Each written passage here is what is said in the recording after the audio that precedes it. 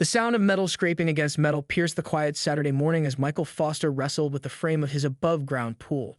Sweat dripped down his forehead despite the cool spring air. After 3 summers of use, the pool had developed several unfixable leaks, and the cost of water had gone up enough that Michael decided it was time to dismantle it. His 14-year-old son Trevor stood nearby, reluctantly holding tools and occasionally offering assistance when his father's frustrated grunts grew loud enough to demand it. "Dad, can't we just fix it?" Trevor asked for the 3rd time that morning, his disappointment evident. The pool had been the center of neighborhood gatherings for the past few summers, making the Fosters' modest backyard the unofficial hangout spot. "We've been through this, Trev," Michael replied, trying to keep his patience. "The thing's falling apart. Better to take it down now than have it collapse midsummer with everyone inside." As Michael continued dismantling the metal frame, he noticed a movement from the corner of his eye. Through the wooden fence slats, he could see his neighbor, Patricia Winters, peering into his yard. Michael sighed. Patricia had moved into the neighborhood 8 months ago and had already developed a reputation for being overly involved in everyone's business. She filed complaints about everything from lawn heights to garbage placement with the homeowners association. He chose to ignore her and focus on the task at hand. The pool was on his property, well within code regulations, and he had every right to take it down. "Michael," Patricia's shrill voice called over the fence. "What exactly do you think you're doing?" Michael straightened up, wiping his hands on his jeans. "Taking down my pool, Patricia. It's seen better days." "But summer's just around the corner," she said, her face now visible as she stood on what must have been a step stool on her side of the fence. "The neighborhood children look forward to using your pool." Michael bit back a sarcastic response. As far as he knew, Patricia didn't have children, and she had certainly never accepted any invitations to their backyard gatherings. "Well, it's leaking and becoming a hazard," he explained simply, hoping that would end the conversation. It didn't. "You can't just remove a neighborhood amenity without consultation," Patricia insisted, her voice rising. "There are proper channels for these things." Trevor rolled his eyes dramatically behind Patricia's line of sight, making Michael struggle to keep a straight face. "Patricia, it's my pool on my property. I don't need to consult anyone to remove it." Michael watched as Patricia's face turned a shade redder. She disappeared from view, and he hoped that meant the end of the interruption. He returned to dismantling the pool, showing Trevor how to carefully remove the liner without tearing it further. 20 minutes later, the sound of a car pulling up in front of the house caught their attention. Michael didn't think much of it until he heard the unmistakable crackle of a police radio.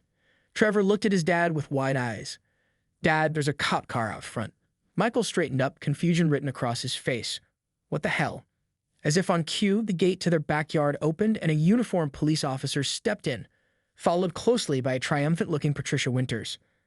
"Officer," Patricia announced loudly, pointing at Michael, "this is the man I told you about. He's destroying community property without proper authorization." Michael couldn't believe what he was hearing. Had she really called the police because he was taking down his own pool? The expression on the officer's face suggested this wasn't how he planned to spend his Saturday morning either.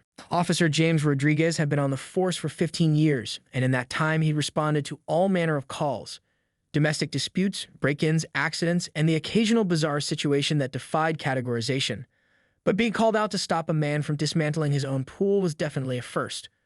"Ma'am," Officer Rodriguez began, his tone measured but with an unmistakable hint of weariness. "Let me make sure I understand the situation. You're claiming this gentleman is destroying community property?" Patricia nodded vigorously, arms crossed over her chest. "The neighborhood children use this pool all summer. It's become a community resource, and he can't just unilaterally decide to take it down." Michael stood speechless, the pool liner still bunched up in his hands. Trevor had moved closer to his father, either for protection or to get a better view of the unfolding drama, probably both. "Sir," Officer Rodriguez turned to Michael, "is this your property?" "Yes, officer," Michael replied, finding his voice.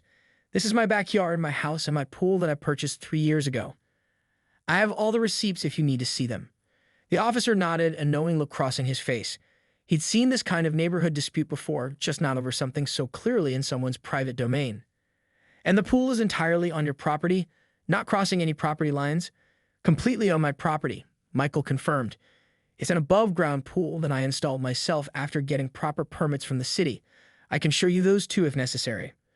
Patricia interjected, "That's irrelevant. This pool has become a public gathering place. There's such a thing as established use." Officer Rodriguez sighed and turned to Patricia. "Ma'am, established use doesn't apply to a private pool in someone's backyard. If Mr. Foster," Michael supplied. "If Mr. Foster owns the pool and it's on his property, he has every right to remove it." Patricia's face flushed deeper. But what about the children? The neighborhood has come to depend on this amenity. At this point, Trevor, who had been surprisingly quiet throughout the exchange, couldn't contain himself any longer.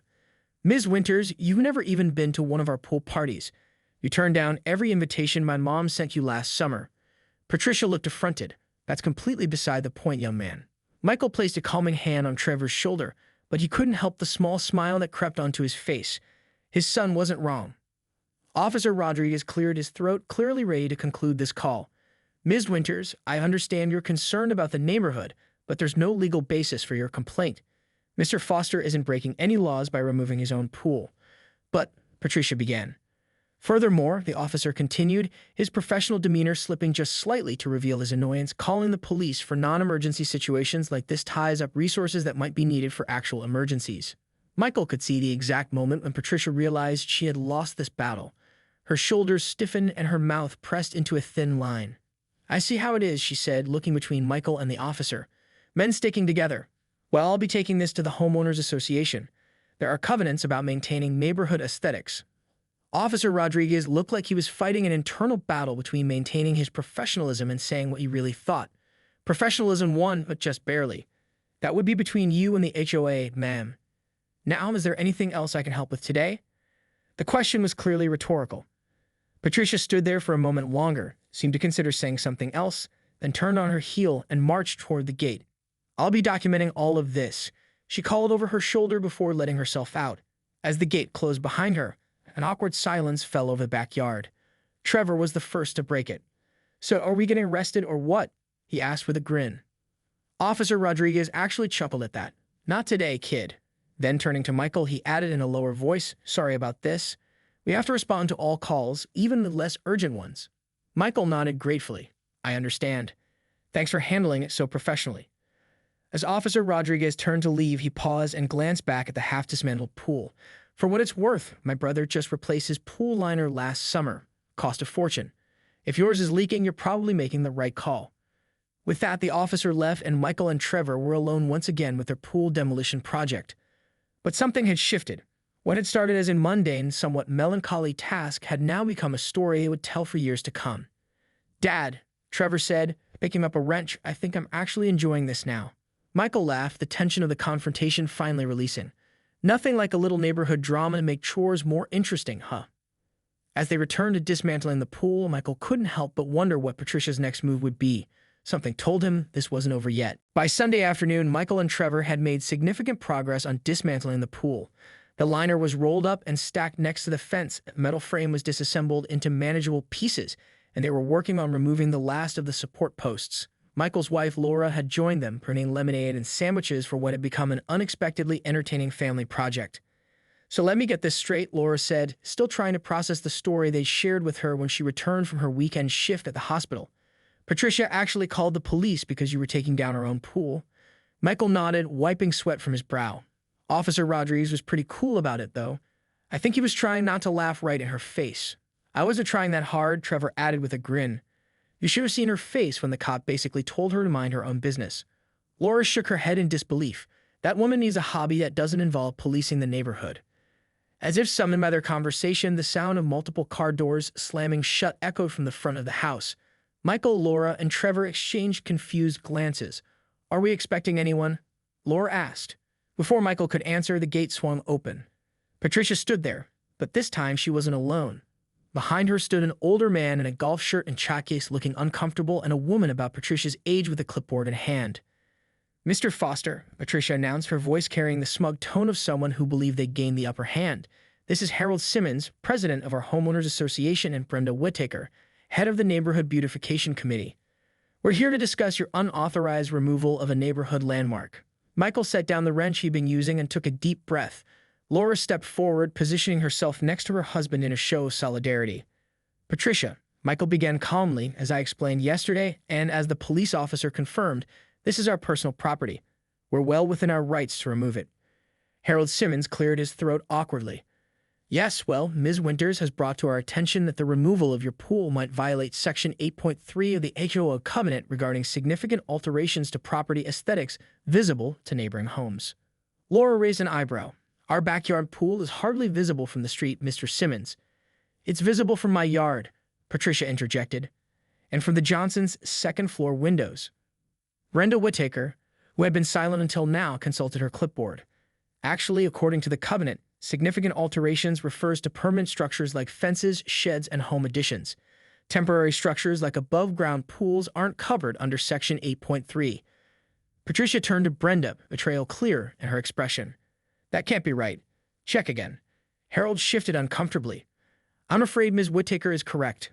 I reviewed the bylaws before coming over, just to be sure.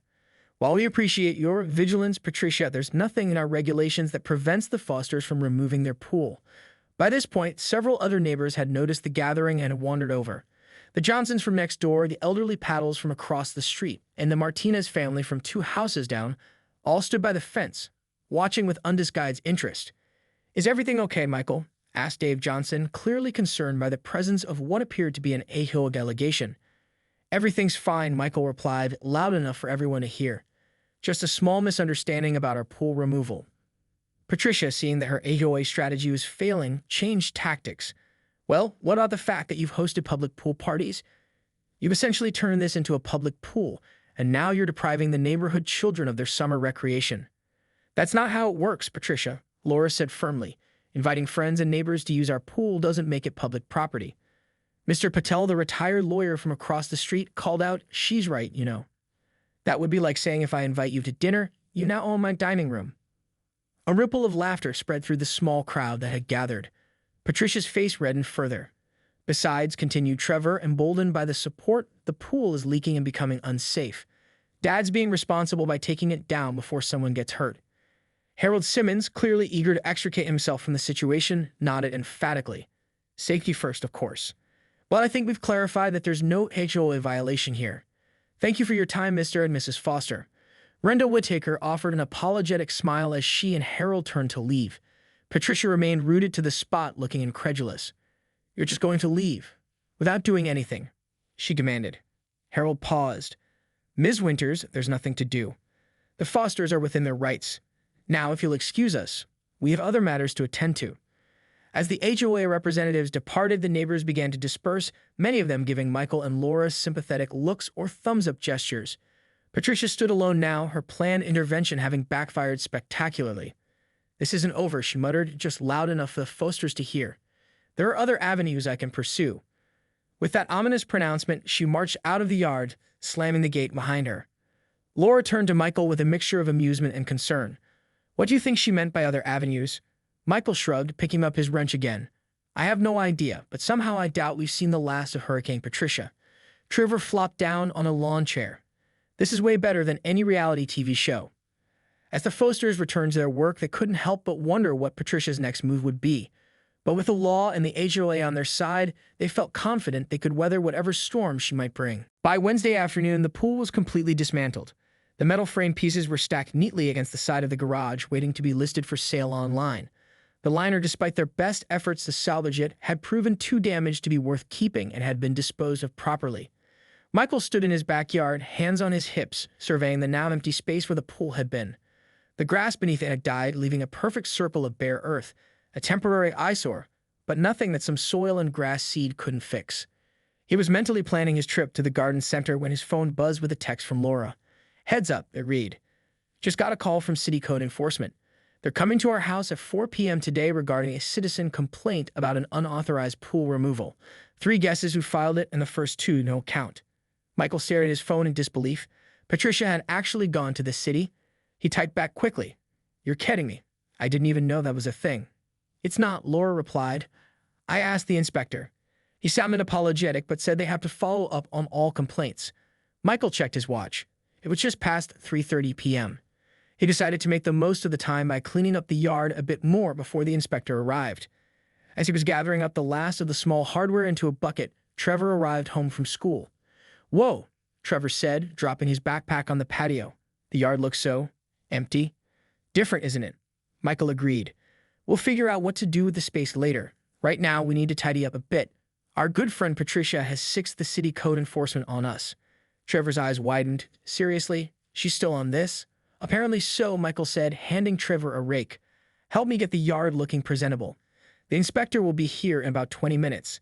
They worked quickly. raking up debris and clearing away the last remnants of their pool dismantling project. At precisely 4 p.m., the doorbell rang. Michael answered it to find a middle-aged man in a city uniform, clipboard in hand.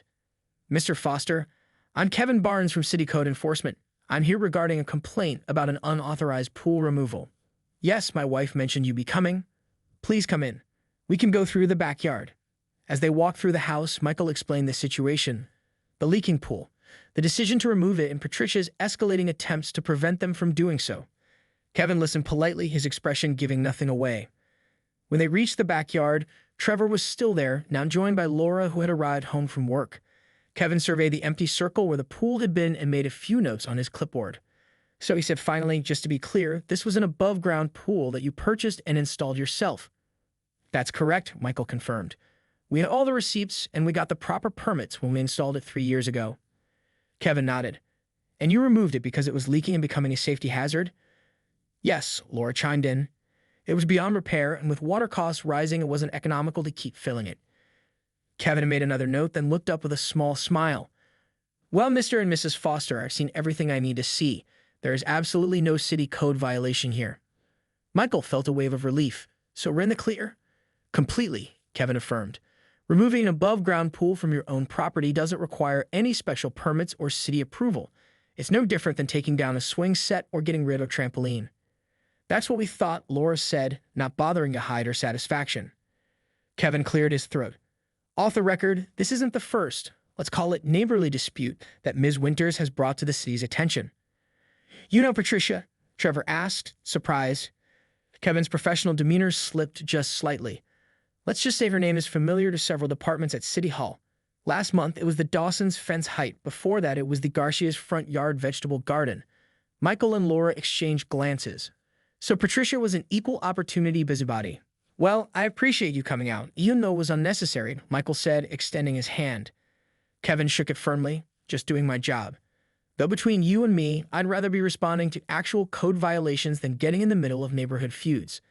As they walked Kevin back to the front door, a familiar figure caught Michael's eye. Patricia was standing at the edge of her driveway, watching intently as the code inspector left their house. Even from a distance, Michael could see her expectant expression. Kevin noticed her too and gave Michael a knowing look. "I should probably go speak with the complainant." Michael couldn't help himself. "Mind if I tag along, just to make sure there are no misunderstandings?" Kevin hesitated, then shrugged. It's a free country. Together, they crossed the street to where Patricia stood, arms crossed and a triumphant look on her face. "Well," she commanded before Kevin could even speak, "I trust you'll be issuing a citation for their unauthorized demolition."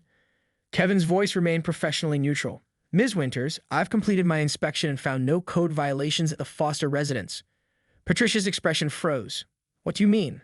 "They removed a pool without permits." "No permit is required for removing an above-ground pool from private property," Kevin explained patiently. "The Fosters are well within their rights." Patricia's mouth opened and closed several times like a fish out of water. But the neighborhood children, the property values." Kevin's patience was visibly wearing thin. "Ms. Winters, neither of those concerns falls under city code enforcement jurisdiction. And I should remind you that filing frivolous complaints is a waste of city resources." Patricia's face flushed with anger. "This is outrageous.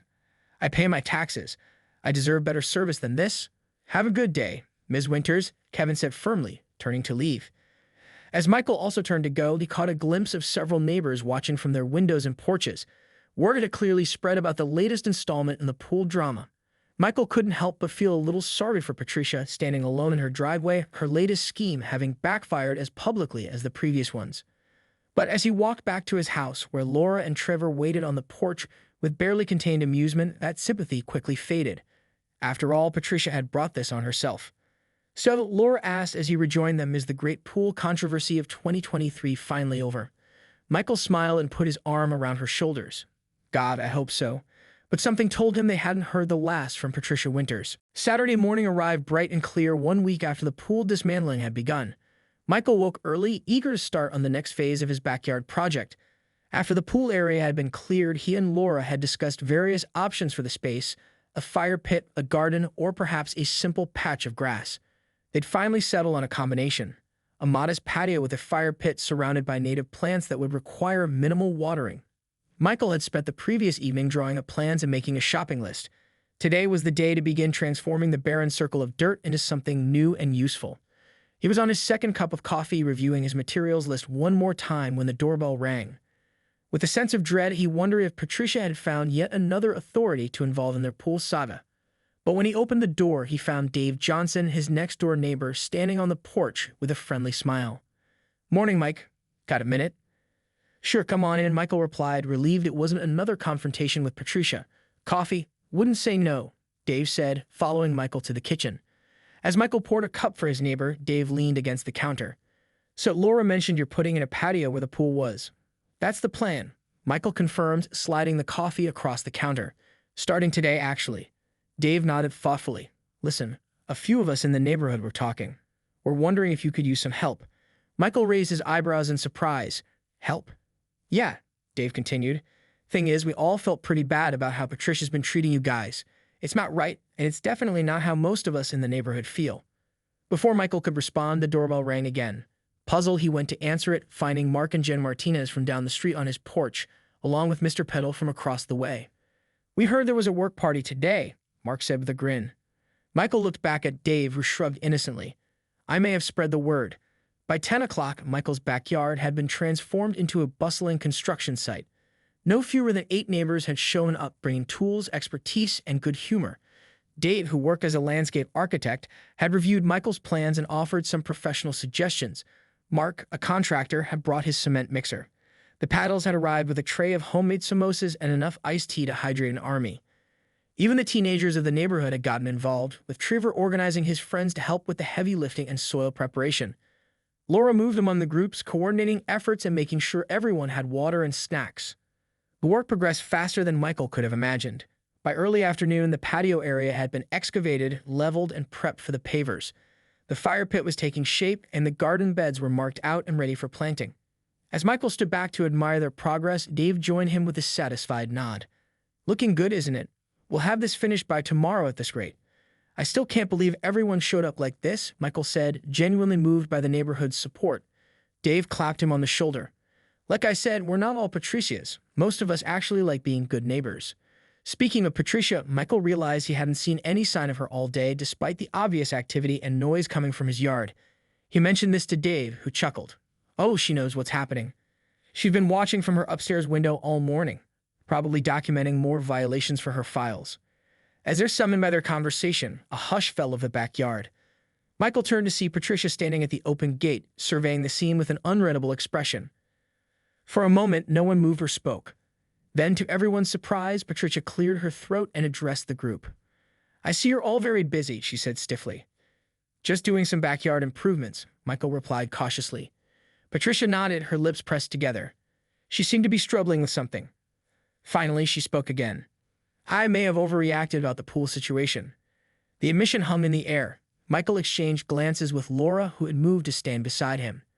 "The thing is," Patricia continued, sounding like each word had to be forcibly extracted, "my previous neighborhood had an HOA that allowed everything to fall into disrepair. Property values plummeted. I lost nearly $50,000 when I sold my house there." Understanding dawned on Michael. Patricia's obsession with neighborhood aesthetics and property values suddenly made a bit more sense, even if her methods were out of line. "I appreciate your concern for the neighborhood," Laura said carefully, "but there are ways to be involved without being a complete pain in the ass." Patricia supplied with a hint of self-awareness that surprised everyone. "Yes, I'm beginning to see that." An awkward silence followed. Then Patricia gestured at the work in progress. "This actually looks like it will be quite nice. Certainly more sustainable than a pool." It wasn't quite an apology, but it seemed to be as close as Patricia could manage. Michael decided to take a chance. "We're planning to have a neighborhood barbecue to break in the new patio once it's done. You're welcome to join us." Patricia seemed taken aback by the invitation. She hesitated, then gave a small nod. "Perhaps I will." She glanced around at the assembled neighbors, many of whom were watching the exchange with unconcealed interest. "Well, I'll let you get back to your work." With that, she turned and left, closing the gate behind her with unusual gentleness. As conversation and activity gradually resumed, Dave leaned into Michael. "Well, I'll be damned." Patricia Winters almost acted like a normal human being. "Miracles never cease," Michael replied with a grin. By sunset, the transformation of the backyard was well underway. The neighbors gradually dispersed with promises to return the next day to finish the job. As Michael and Laura sat on their back steps, Surveying what had been accomplished, Trevor joined them with a soda in hand. "You know what's weird?" he said. "I was actually kind of sad when we took the pool down, but this is going to be even better." Laura smiled and put her arm around her son. Sometimes the end of one thing makes room for something new and wonderful.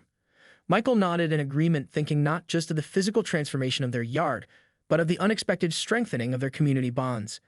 Even Patricia seemed to be evolving in a positive direction. "You know," he said, "when I started taking down that pool last Saturday, I never imagined it would lead to all this." "All what?" Trevor asked. "A crazy neighbor calling the cops and the city on us?" Michael laughed. "Well, yes, that. But I meant all this," he gestured to the half-finished patio and the evidence of their neighbor's help. "Sometimes the best things come from the most unexpected situations." As the sun set on their transformed backyard, Michael couldn't help but feel grateful for the leaky old pool that had started it all. What had begun as a simple home maintenance project had turned into a neighborhood saga that, against all odds, seemed to be heading toward a happy ending. And if Patricia Winters actually showed up at their barbecue with a potato salad and a pleasant attitude, well, that really would be the final miracle in the great pool controversy of 2023. The end.